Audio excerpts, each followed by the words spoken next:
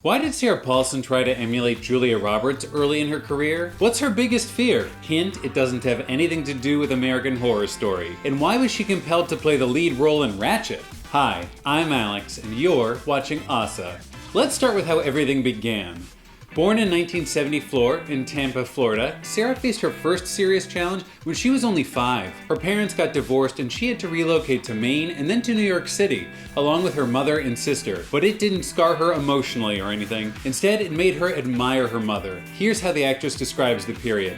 My mom was 27 years old. She didn't know a single person in New York City. She got a job at Sardi's restaurant. She was so brave. My mom's kind of my hero that way. Sarah's affinity for acting began way back when she was in high school. All my friends were like, I'm totally losing my virginity on Saturday. I'd be like, you have fun. I'm going to go read The Cherry Orchard. It's really obnoxious but true, Paulson says about those days. Eventually, her dedication paid off because she booked her first professional acting job in a Broadway play mere months after graduating from high school. Since Paulson already knew exactly what she wanted to do, she entered the Academy of Dramatic Arts. There, she got everything she needed to become a famous small and big screen actress. Soon, she began appearing in brief TV roles. Her first small screen role was in an episode of Law & Order in 1994, and in another year, she landed a role in Friends at Last alongside Kathleen Turner. Her first starring role was in American Gothic, a short-lived TV series where she played the ghost of a murdered woman. Little did she know that later in her life,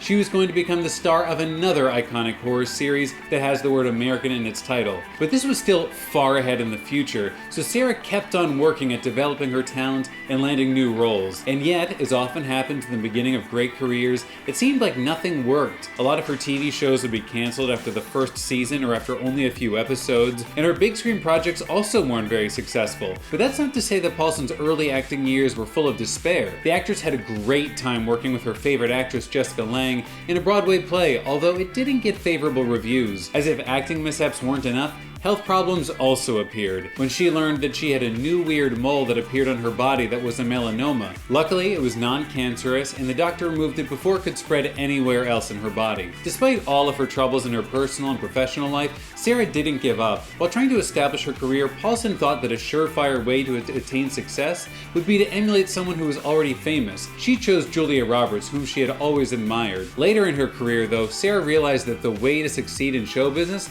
was to be herself. I was so busy wanting to be Julia Roberts that it never occurred to me that my career could be something else, that it could be equally rich, and, the most important thing, it could be mine, whatever it was, the actress revealed to GQ. She was totally right, because being a copy of Julia Roberts wouldn't help her land the role that made Sarah incredibly famous. Do you know how she got the role in American Horror Story in the first place? Working on the Broadway play with her idol Jessica Lange paid off for Paulson. Impressed with her colleagues' acting skills, Lange personally recommended Sarah for the role in the anthology horror series. She guest starred in 3 episodes of AHS, Murder House, and the series director Ryan Murphy immediately fell in love with her. Paulson took up important roles in all subsequent seasons of AHS, except for the latest one, American Horror Story 1984. Now she's also set to appear in the upcoming season of the anthology series, as well as the new American Crime Story planned for release next year. Looks like Murphy can't live without her. In a way, this is kind of true because after all of the years that Sarah and Ryan have worked together,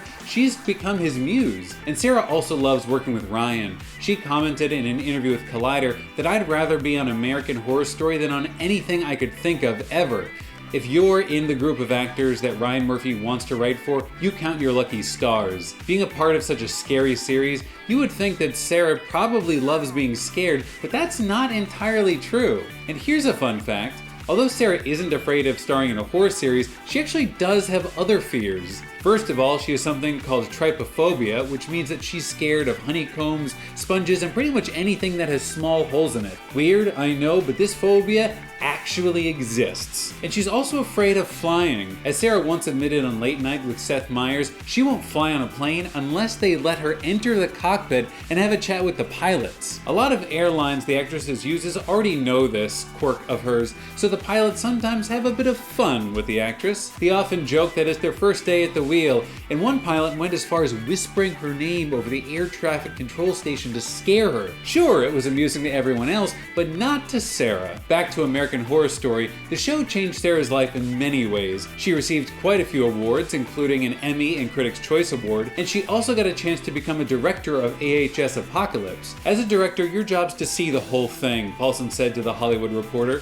So this experience helped me zoom out from my own piece of the puzzle and to see the greater picture and how my character fits into it. But changes in her life didn't only happen in the professional sphere. During her years being an AHS star, Paulson also met the woman of her dreams. I'm talking about Holland Taylor, of course.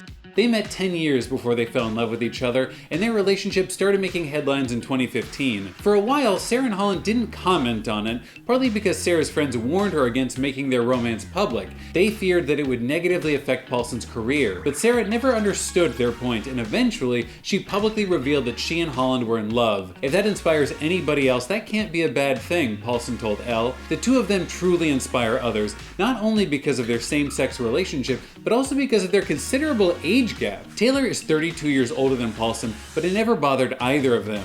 And as Sarah's once revealed, the age difference helps them make their relationship better. I think that there's a greater appreciation of time and what you have together and what's important, and it makes little things seem very small, she said. For Holland, the biggest challenge of their relationship was the public scrutiny. It's not that she didn't like revealing their romance to the world, but it took some time to adjust to it and to learn to talk about it. It was hard for me at first to go through that membrane of being a private person, but it's been good for me to do it in such a lovely way, Taylor said to InStyle. Thankfully, Paulson's friends were wrong, and being open about their relationship didn't affect Sarah or Holland's careers in any way. Both ladies kept on working and fascinating us with their talents. And Sarah is also never afraid of taking on new challenges. Paulson is indeed a brilliant actress who seems to be able to portray almost anyone, from a timid and shy Alice in Mrs. America to a cruel slave owner in 12 Years a Slave. She always shines in her roles. By the way, Sarah portrayed the latter character so vividly that even her friends couldn't stand watching her in the Oscar-winning drama. You might think that she enjoys watching herself in movies and series,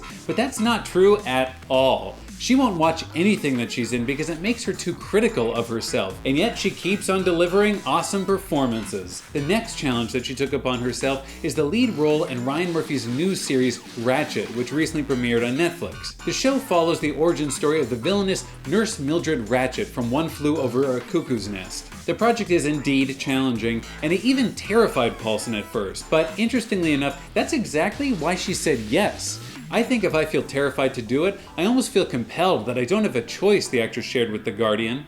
It wasn't easy to take up playing a character named the 5th greatest villain and the 2nd greatest villainess from film history. But as Paulson said in an interview with Collider, she did have some flexibility with it because Ratched takes place 20 years prior to One Flew Over the Cuckoo's Nest, which means that she isn't exactly the Mildred that we know just yet. She's still in process, she's still becoming, so I had a little bit of latitude, Sarah said. And of course, it was never her goal to show her character as a likable person, because Nurse Ratched never has been one.